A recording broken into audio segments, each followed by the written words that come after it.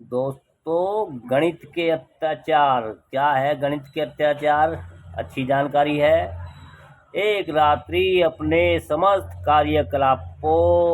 कलाप निपटाने के उपरांत ढोलक जी की पत्नी ने घोषणा की, सुनो, अभी तक पिंटू कक्षा में तीन में था और मैं उसका गणित विषय देख लेती थी। अब चौथी कक्षा से गणित में जाने क्या क्या आ गया है। अब क्या देखें? देख लीजिए ढोलक जी। आंखें बंद किए सुखमयी तंद्रा में जाने वाले थे कि पत्नी के उद्घोष से उनकी निद्रा योजना खटाई में पड़ गई। जिस रहस्य को उन्होंने आज तक अपनी पत्नी से छुपा रखा था, उन्हें लगा अब वह उजागर होने का समय आ गया है। उन्हें गणित और गणित के मास्टर के किए हुए सारे अत्याचार याद आने लगे। बताओ, किस कार्य को दो पुरुष और एक स्त्री 2 दिन में करते हैं, तो उसी कार्य को एक पुरुष और दो स्त्रियां कितने दिन में करेंगी? बालक ढोलक जी ने जवाब दिया कि मास्टर जी, 2 स्त्रियां मिलकर काम कहाँ करेंगी, वह तो सिर्फ बात ही करेंगी। सारा काम फिर अकेले पुरुष को करना पड़ेगा। जवाब सुनते ही जो सोंटा मास्टर जी ने उनके हाथ पर मारा था, उसे याद करते ही आज भी उनका हाथ झन्ना गया।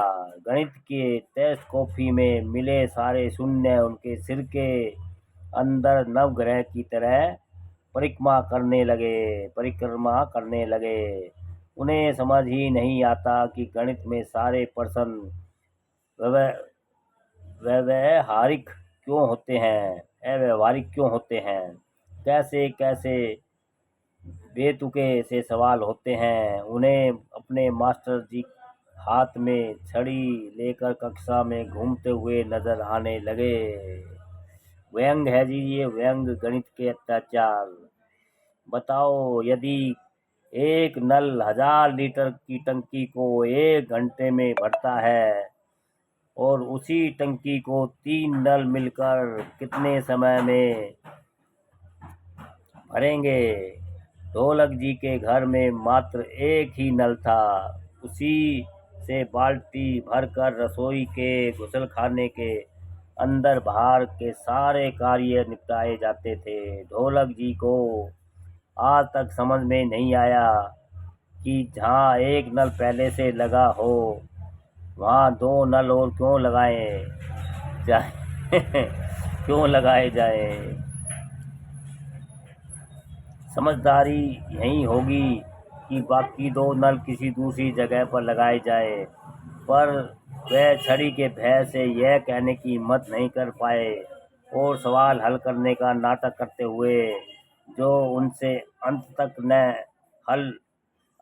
हल न हुआ। गणित के मैदान में दोबारा उतरने की सोचकर ही ढोलक जी के हृदय ने धाड़ धाड़ करना शुरू कर दिया। उनका पूरा शरीर पसीने पसीने होने लगा। निहायत ही बकवास विषय था गणित। कहते थे समय बराबर दूरी बटे चाल, पर स्कूल और सिनेमा थिएटर उनके घर से बराबर दूरी होने पर भी स्कूल पहुंचने में अधिक समय लगता था और स्कूल तक की दूरी फुर से तय हो जाती थी। सिनेमा की दूरी फुर से तय हो जाती थी। समीकरण धरा का धरा रह जाता था। आज तक उनकी यह रहस्य समझ नहीं आया कि अब वही बकवास विषय जो उनके दिमाग में कभी न घुसा, अपने बेटे को पढ़ाना पड़ेगा। यह सोचकर ही उनका दिल डूबने लगा। कमजोर गणित के कारण ही गृहस्थी का बजट कभी ढंग से बना नहीं पाए, सदा घाटा ही रहा। माँ के अंतिम दिनों में घरवाली के सामने हाथ पसारने पड़ते थे या किसी मित्र की शरण में लेनी पड़ती थी। इसलिए अभी तो ट्यूशन लगवाने की वह सोच भी नहीं सकते थे। किसी तरह हिम्मत करके वह बेटा किसी तरह हिम्मत करके वह उठे। अब इस विवाद से सामना तो करना ही होगा।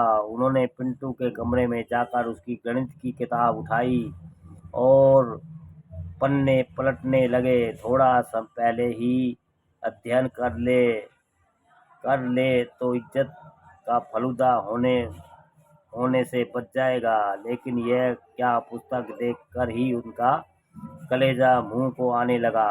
उन्हें सारे के सारे अंक भैंस बराबर दिख रहे हैं। कभी इधर पन्ने पलटे, कभी उधर। जिस गणित को उन्होंने सदा के लिए अलविदा कह दिया था, वही काले साए की तरह उनके ऊपर मंडरा रही थी।